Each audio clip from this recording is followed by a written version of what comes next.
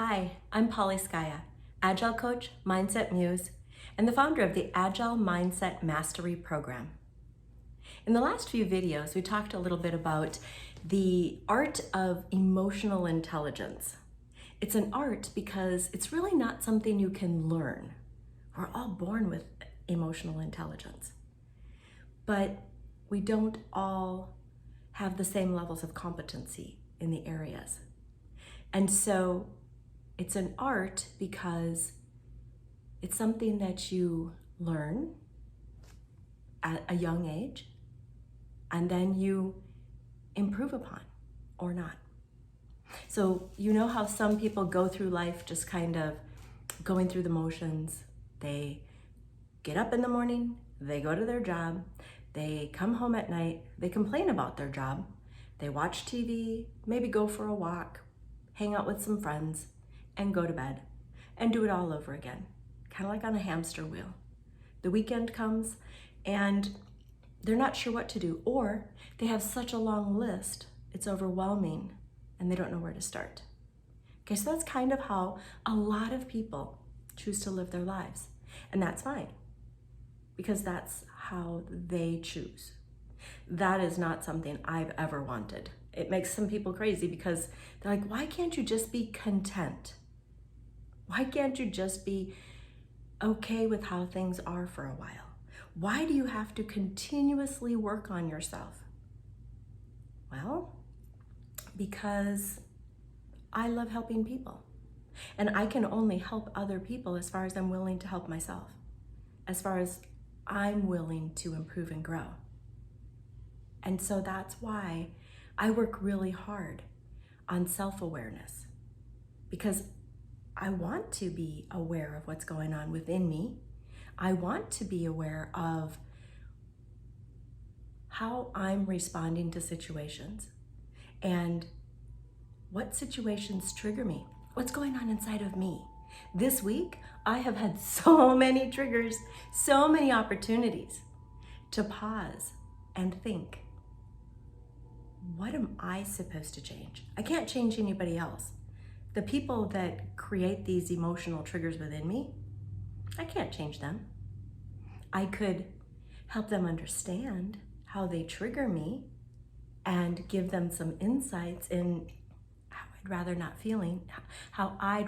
be feeling, how I would like things to be if I had my choice. But in the end, I can't change anybody. I can only change myself. I can only change my vantage point.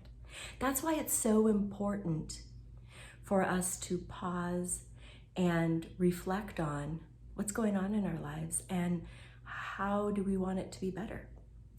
So go back to the first analogy, the person that's on the hamster wheel, going about doing their job every day. They probably don't know what their passion is. They probably have disconnected from emotions.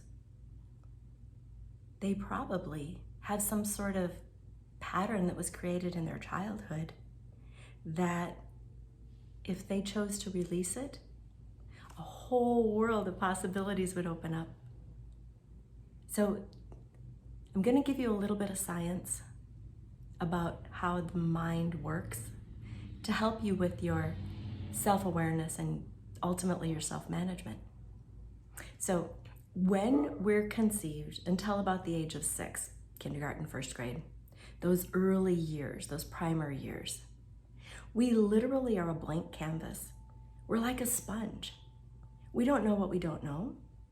We take in everything around us as if it's true, as if it's reality.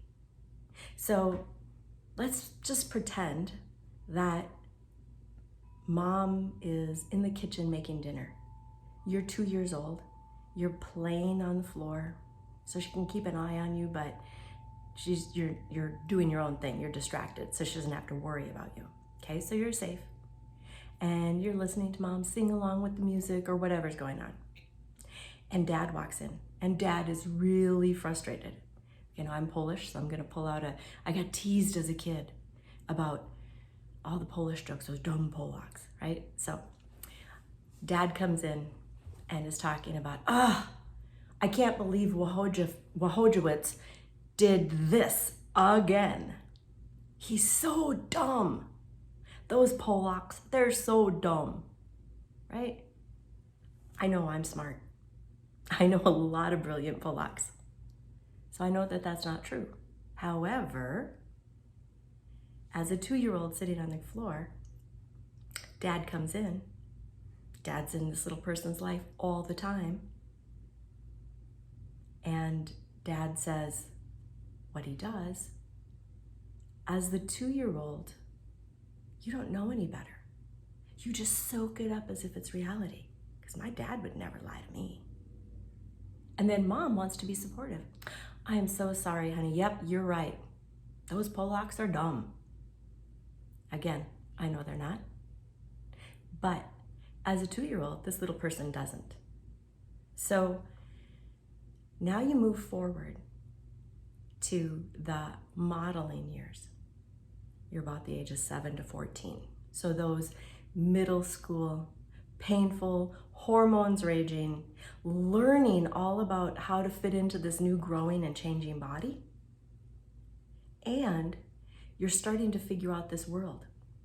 We learn at this stage by modeling the behavior of others.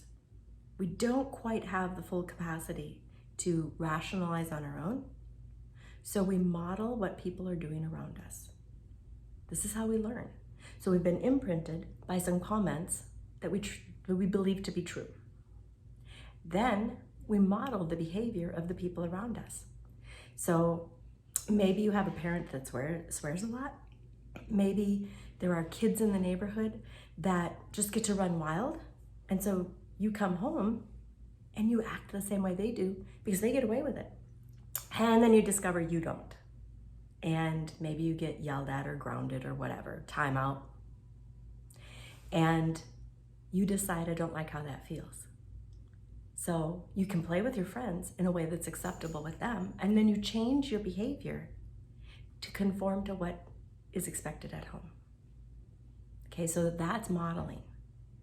Then you move into those relationship years, about the age of 14 to 21. Now you're taking everything that's been imprinted, whether it's real or not, right? It's what went in as reality. And you're taking what you've learned from modeling. If you like it, you keep doing it. If you don't, you stop. You find a new way. You figure out what feels right, okay? That's how you've built your foundation. And now you're building relationships and you're starting to look at all these relationships around you. So if you had parents who complained about a job, you're gonna feel that energy and you're gonna take that on. And then you're gonna model their behavior. And you're going to turn that into your relationships. If you saw mom and dad fight, you're gonna fight because that's what you know as love. If you are in a work situation, oftentimes people use those same behaviors to get their way.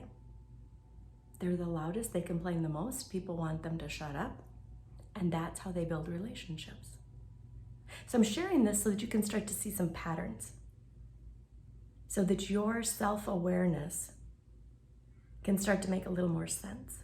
You get to change these patterns, you get to change these behaviors once you're aware of them. But that's half the battle, right? Awareness. Next time, we're gonna talk about self-management. I know, scary, right? We get to learn how to feel those feelings, understand and rationalize those feelings, and then control how we behave so that we get the outcomes we want. So stay tuned for the next session too. And if you haven't, go ahead and listen to those previous, there's 4 previous videos that set the foundation for emotional intelligence.